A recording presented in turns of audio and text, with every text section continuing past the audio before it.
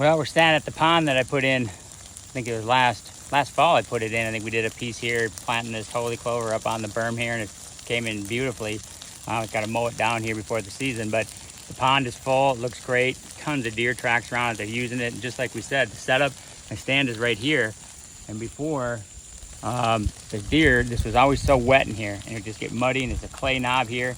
And the good soil was more down by the creek bottom down there. And so the deer were always too far away from you. So that's why we put this pond in here. So for number one, to take all this water, we got a pipe, drains it over to the creek, so it keeps the water out of the field, so we can get this planted without washing out.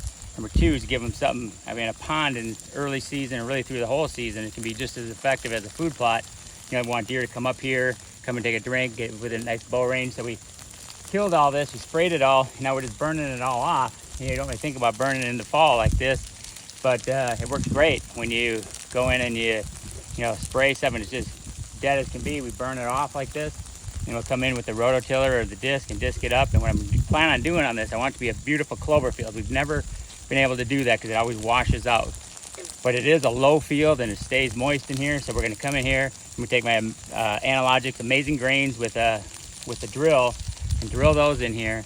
Then we'll go right after it, right behind it with our Brilliant with Holy Clover, and plant it good and heavy. Like they recommend 8 to 10. I usually do it like 12 to 15 when I'm trying to establish a good stand the first time here like that. So I'm going to put it on real heavy and go right over the top of that Amazing Grains. So then this fall when we're hunting, we'll have all the grains will be up beautiful, and the clover would be, we just need to get it up. But for next spring, we'll let those Amazing Grains get up, about 2 feet tall, just to really protect that clover and keep all the weeds out. And I'll come in and mow that off, and I'll actually bale it off, that wheat, and we'll have a beautiful clover stand in here. And it's like the best way to get clover fields with just weed free. And if you want to keep a field for 6, 7, 8 years, that's the way to do it. Is if you do it right the first time with no weeds in there, you'll get an extra 4 or 5 years out of it. So that's what we'll do here, and we'll do another update once we plant it, and then again from sitting in that stand. But I'm excited about this field. It's been one of our best places for big bucks down in here. I've never been able to get it in the food that we wanted because it would wash out. So hopefully we got that problem solved, and we'll be killing a big buck in here this year. Okay, so we just put our camera up. I took a big weed eater here and I cleared out all the underbrush and stuff on here, just to make sure we get wind, it not getting false records on your cameras. So I cleared all this out. I'm going to do, we got a piece of hemp rope here, and a lot of times you just use the branches or the scent wicks or whatever too, but these hemp ropes seem to work really good. And we take them and kind of rub this end, and deer just seem to like the smell of that hemp rope. So what I'll do is we'll kind of get that end frayed up a little bit, and then I'll take a zip tie. We'll just tie it out, zip tie it around the end here. And then normally I always take a little bit of scent as well.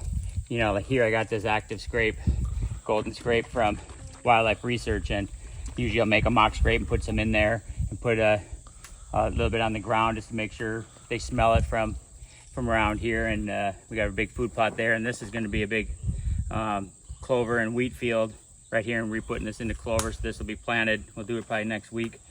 So this is a great spot right here.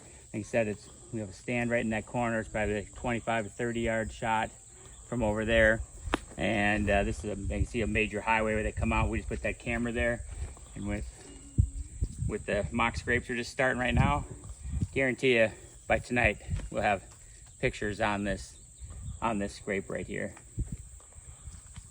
That should stay tight enough right on there.